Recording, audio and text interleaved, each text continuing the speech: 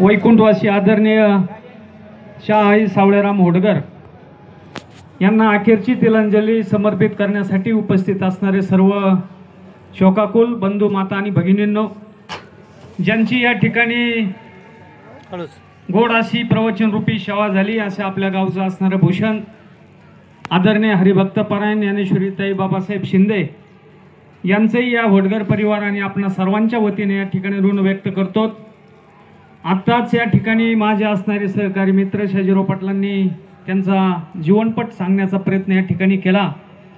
ही जुन्या पिढीतील डोक्यावरती पदर ठेवून हातामध्ये चप्पल घेऊन जाणारी ही एक निर्मळ आणि स्वच्छ मनाची पिढी, आणि हे निर्मळ माणसं, खूप मायाचा आधार देणारी माणसं।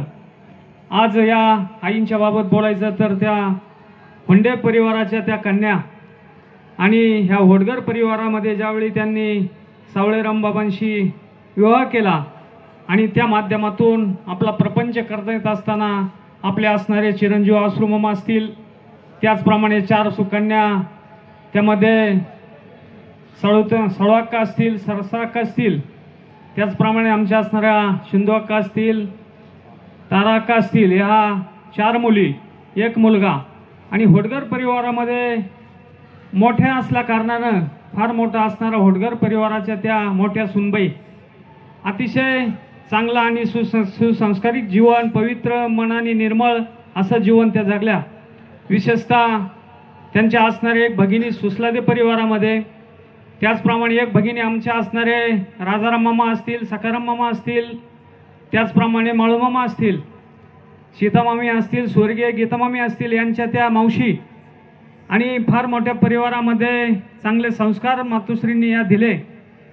परंतु ईश्वर शक्तीपुढे कोणाचं काही चालत नाही, आणि वय झाल्या कारणाने उद्राप काळामध्ये गेल्या 10 दिवसापूर्वी या मातोश्रींनी या जगाचा निरोप घेतला। शेवटी आई गेल्याचं दुःख हे सर्वांना त्या ठिकाणी आहे।